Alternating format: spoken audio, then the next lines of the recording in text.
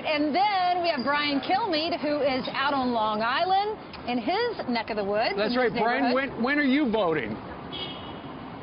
I'm going to roll right down the block. There's Grace Church is right one block, about 3 minutes away from me, and I'm going to have a chance to do that instead of rushing home from work.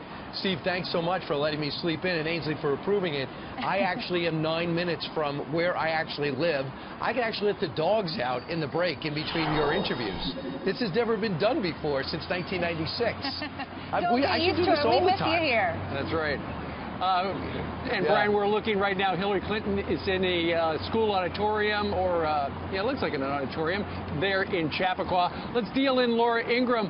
Laura, as you look at Hillary Clinton as she's filling out the ballot, and we believe it's probably the Democrat ballot, we pretty much know she's going to just vote herself, and then some of her, and there's the former president with her right now as well.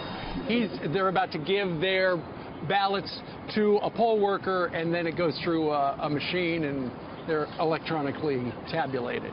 Yeah, Laura, aren't you afraid of those touch screens? It's so easy when you're banking, right, to hit the wrong amount. I mean, can you imagine you're up there and you just, oh, wait a second, I want to go back and change it. I hit Sanders by accident. For whom did Bill vote? I think we should all just, inquiring minds want to know, does he really want to go back and do it all over again at the White House? I guess so.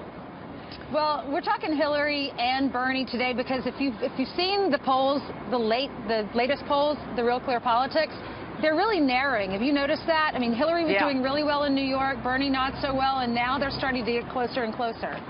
I think this is so great that New York is so vibrant and relevant right now in the primary fight. As you pointed out, it's been a long time. And I think everyone sees Iowa, New Hampshire, South Carolina, Florida, maybe an Ohio, Michigan, but it rarely gets to this point where we're still fighting it out. Right.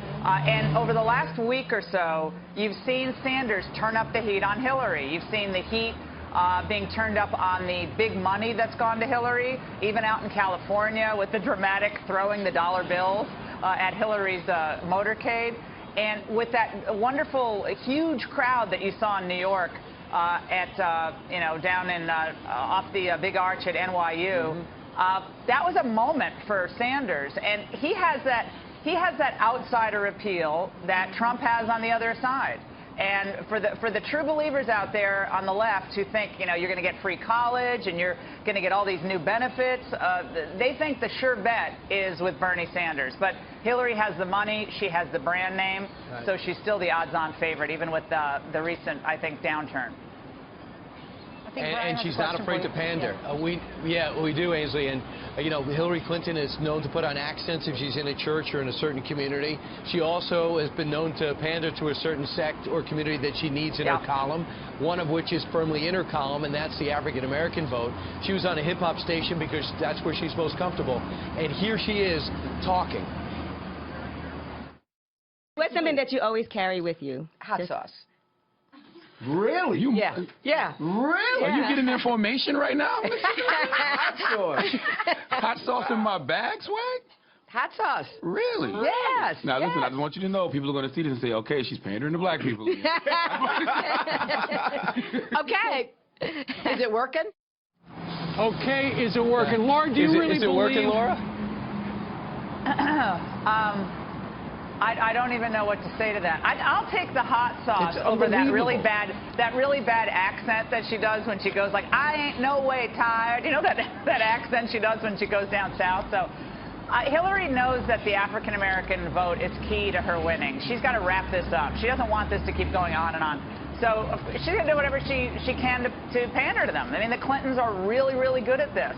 They're pros. They usually win. So they usually win for a reason. They know what demographic is important, and so if she has to wear the Black Lives Matter T-shirt for a week or two, she'll do that too.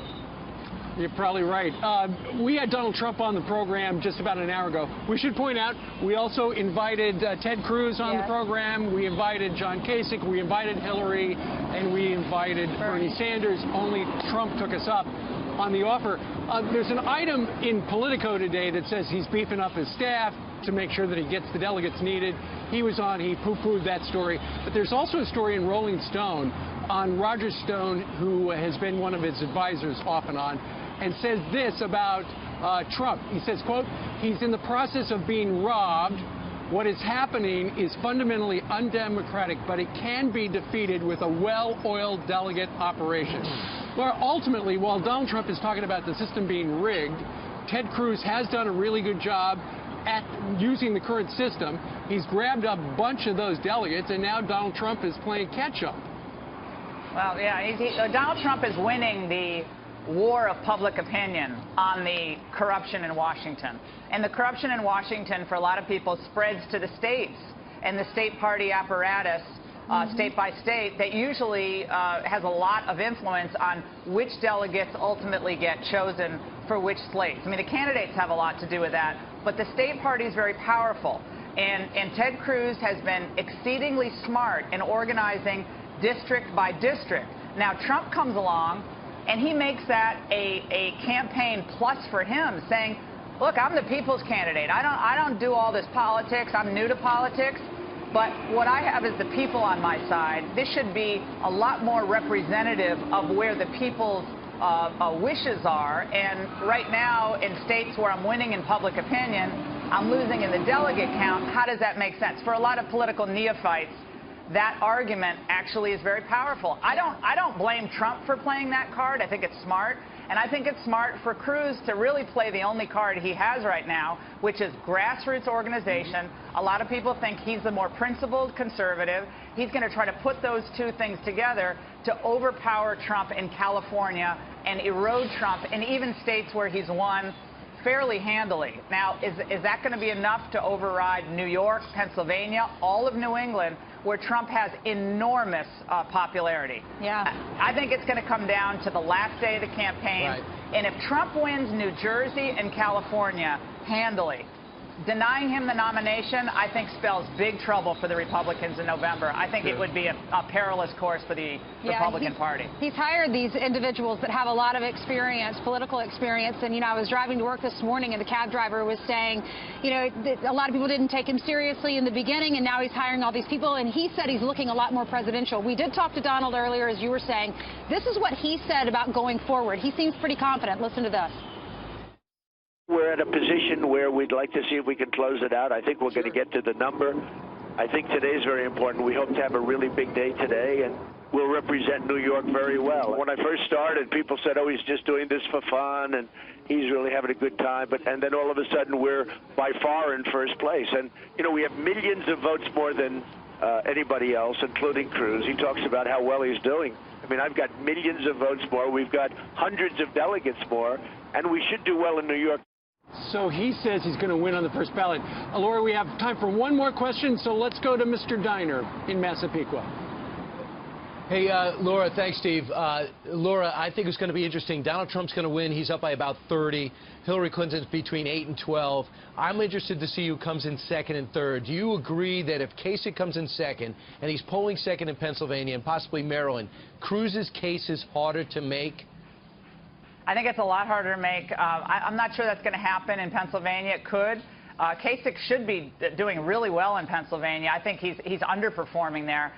But again, if we come to the convention, guys, and Trump is up by a couple of hundred delegates, or 100 delegates, and way ahead in the popular vote, I think going to the American people and saying, okay, we're going to do the second and third ballot thing, and we're going to see who comes out, maybe someone new, or maybe Cruz. Disaster.